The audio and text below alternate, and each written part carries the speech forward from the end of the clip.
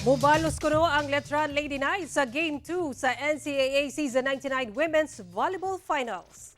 Uling nakasulod sa finals sa NCAA Indoor Volleyball Tournament ang Letran Lady Knights ni atupang 2012 sa Season 87.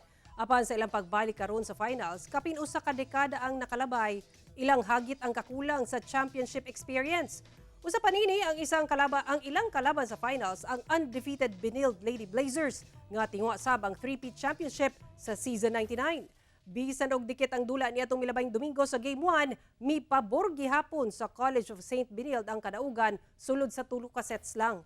Sumala sa Lady Knights, kung unsa man ang ilang kakulangan sa height ug experience, bawion nila kini sa pagpaningkamot og puso sa dula.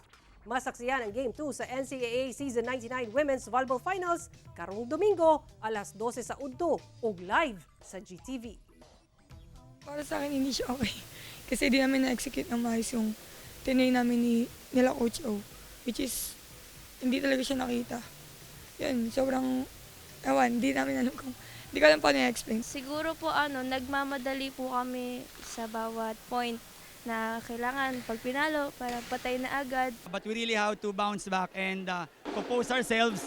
What important is to give their best performance. Yun muna.